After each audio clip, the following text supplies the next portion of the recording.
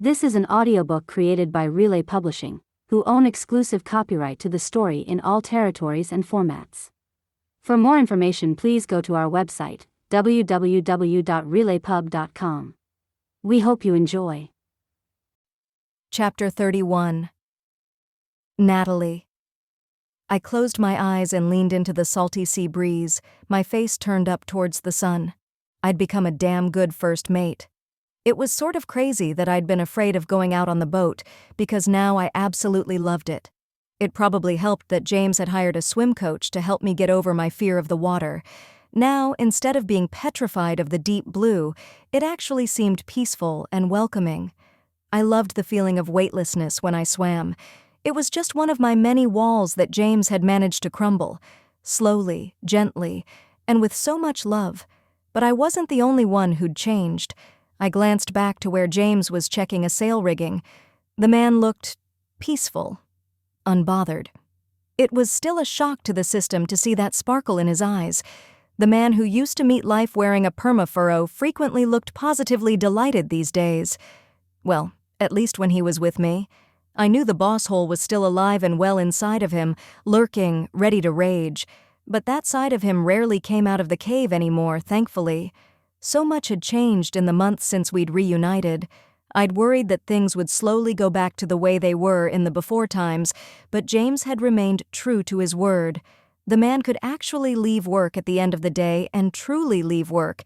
He didn't even check his emails. Once he got home, it was all about the two of us. In a way, it felt like I gave James an excuse to get out and actually enjoy his life. Those afternoon meetings that stretched into the evening hours were a thing of the past because the man had plans, but not the glitterati stuff that was typical for someone in his position, like restaurant openings and Broadway shows. Instead, our focus was living life to the fullest with the people we loved. That meant plenty of time cuddled up on the couch watching reality shows in his media room, but also getting out and connecting with family. Kathleen and Teddy had gotten into ballroom dancing, so we always made a point to go to their recitals. We had a standing monthly brunch date with Christopher and Julia, and Steph and her photographer boyfriend Brendan came over for game nights that made me laugh until my sides hurt. James had finally learned to prioritize what really mattered, like taking time off on a beautiful day to go sailing and make love, like today. I was slowly getting used to our unexpected excursions. I think James enjoyed catching me off guard. Today we'd finished up second interviews with 2 candidates for Clint's position, and the minute the last candidate had walked out of the room, James had turned to me with a devilish smile and said we were taking the afternoon off. Even though I had half a dozen designs to complete, I knew better than to argue with him. I mean, I had to let the guy be the boss occasionally. "What are you looking at?" James called to me. I turned to him. Miles and miles of absolutely nothing, and it's perfect. He grinned as he made his way to where I was standing. "Isn't this the best?" "It's everything." I leaned back against his chest, and he wrapped his arms around me. "I've got a question for you," James whispered in my ear, "but you have to promise not to get mad at me." I craned my neck to look up at him, frowning. "Is this work-related?" Yes." I sighed and pulled my phone from my back pocket to glance at the time. We had a mutual agreement that we could only talk business between the hours of 8-5, whether we were in the office or not. "It's 4:45, so you've got 15 minutes. "Come sit," he said, taking my hand and pulling me to the bench. "It's sort of a big deal." I settled in and crossed my legs, snapping my fingers at him, which I knew drove him crazy. "Let's get this over with." He ignored my wise assness. "I want you to pick Clint's replacement." My mouth dropped open. "No way." "Way," he replied. "I've picked a frontrunner between Erica and Todd, but I'm leaving the final decision up to you. No one knows the team better than you at this point. And hell, you've done the job, and you know what it takes. So, who's your favorite?" I had to literally bite my tongue to keep from blurting out the idea I'd been batting around in my head for ages. "What?" James asked, because he could read in my expression that something was up. It drove me crazy that he knew me so well. I cleared my throat.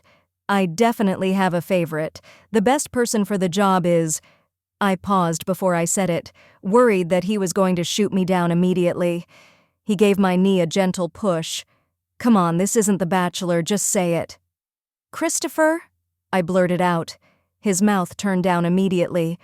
Oh, I don't think... I'm sorry. I held up my hand and interrupted him. But in this scenario, it doesn't matter what you think, because I know. He's ready, James, but he's too proud to ask to come back. Christopher and I had continued our offline work together, and he'd been dropping hints about wanting to step back into his old role.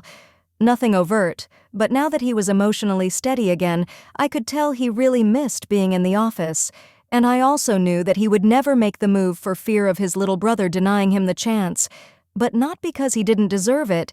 James would be afraid that he couldn't handle the pressure. I knew better. Seriously? James finally asked. I was shocked that he didn't come back at me with a list of reasons why it was a bad idea. But maybe I shouldn't have been surprised. This was the new and improved James, willing to let me have a say. Seriously, he's ready. Better than ever, actually. He exhaled slowly and stared out at the horizon. You're sure about this? James, come on. You know I wouldn't make this decision lightly. I'm 100% sure. I held my breath. Okay then. Make the offer, whenever you're ready. I shook my head. There was one last piece of the puzzle. Nope. It has to come from you. He won't believe that it's a genuine offer unless you're the one to make it. James nodded slowly. You're right. Okay, tomorrow then. I beamed at him. The man had always been decisive, and I loved it when it worked in my favor. There's one last thing I want to talk about with you, he said. How much time do I have? I glanced at my phone, feeling grumbly because I had no desire to work on projections or seasonal expansion lines with him as the sun was sinking. Plus, he was looking so damn good in the golden hour light, and I was feeling randy, as usual. 5 minutes. Perfect. He rubbed his hands together. I know it's sort of a touchy subject, but I want to revisit the deconstruction show. I flinched at the memory of the night when everything had gone to hell between us. Do we have to? Stay with me. I have a feeling you're going to like this. So, obviously you know that our finale gown was a hit, even if it didn't get presented in the way we'd planned. I noticed that he didn't mention the reason why, but he never uttered Heidi's name in my presence. Yeah, and?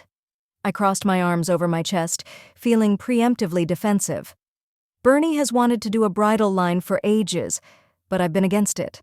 I always thought that it would be too much, you know? Now that I've seen the reaction to the finale gown, which wasn't even my best design, I interrupted. Exactly, he continued, but people still went wild for it, so how would you feel about launching it? The Branson bridal line. I frowned. Me? Yep, I'd want you to head up the division, he said with a grin. No way, I shot back immediately. I don't want to be a boss, I'm done with that. James laughed at me. Yeah, trust me, I know that. I'd want you to be the head of design, but in a 100% creative capacity. I'm envisioning high-end couture stuff, just a couple dozen bespoke gowns per season.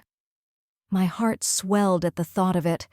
I loved every bit of designing for Branson, but the chance to launch my own line, with my singular vision, was a dream come true. Instead of adhering to the corporate vibe, I could create my own vision from the ground up. I'd craft dresses for the traditional girly girl brides, as well as more cutting-edge stuff for women like me, who might like a touch of black or navy mixed in with their virginal white. What do you think? James asked. I think it's the best idea I've ever heard, I exclaimed. Yes, yes, yes. I jumped into his arms and covered his face with kisses. The offer meant that James truly understood what was important to me. Creativity, independence, and a chance to bring all of the dreams in my trusty old sketchbook to life. I rested my head against his chest, and he circled his arms around me. One last thing, he murmured as he planted a kiss on the top of my head. James, no, I complained, pummeling him with soft punches. It's after 5, we're done, okay? No more work talk. Come on, give me 1 more minute. He laughed, trying to hold me down. Because I have the best idea to launch the new direction. A singular dress, the dress of your dreams, worn by the perfect spokesmodel. I paused and cocked my head. Skylar? James shook his head, then slid me off his lap. I watched in shock as he went down on one knee in front of me. "No, you." He reached into his pocket and pulled out the most beautiful ring I'd ever seen, then held it out to me. "Will you marry me, Natalie Reynolds?" I stared at James in shock as tears flooded my eyes. He smiled up at me. "I can wait down here as long as you need. Just make sure to eventually say yes." It took me a few seconds to put together that this was my real life. I collapsed into his arms in a full-on weep, because never in my wildest dreams did I imagine that we'd find our way to this moment. "Yes, James," I sobbed. "Yes, forever." He stroked my hair as we embraced. That's what I wanted to hear. James held me until I could finally collect myself enough to look at the ring. I gave him my hand and he slipped it on. Emerald-cut diamond with a diamond-encrusted platinum band, right? Isn't that what you said you wanted? I sniffled as I examined the gorgeous thing. "But this isn't the one from Tiffany's. It's huge, James." He laughed. "You know I like things bigger and better." I called my friend at Veritique and told him what I needed, then coordinated with his designers to hash out the specifics. "It's one of a kind, just for you." We sat on the teak floorboards, holding one another as the light faded. "I hope you know that you're not just marrying me," James finally said softly. "You're marrying into a dynasty. Bernie, my mom, Christopher, they're all part of the package. You sure you're okay with that?" Silent tears spilled down my cheeks at the thought of it. "Don't you know that's all I've ever wanted?" I whispered shakily. "To be a part of a family?" He squeezed me closer to his chest. "Well, you've got one. And maybe one day." He trailed off. "What?" I asked. I wiped my tears away and leaned back to look into his eyes. "Say it." "Maybe," he murmured. "If we're extra lucky, we'll be able to add our own branches to the old family tree." I didn't answer him with words. I couldn't, because I was about to burst from the strangest mixture of happiness, excitement, and yes, a tiny bit of fear of the unknown. Instead of trying to find the right thing to say, I kissed him, deep and full of promise. I wanted to show him with my body exactly how much I loved him, how much I loved us. We both knew what was going to come next. We'd find the sweetest release in one another's arms today, and thanks to the ring on my finger, forever. This was an audiobook created by Relay Publishing, who own exclusive copyright to the story in all territories and formats. For more information, please go to our website, www.relaypub.com. We hope you enjoyed.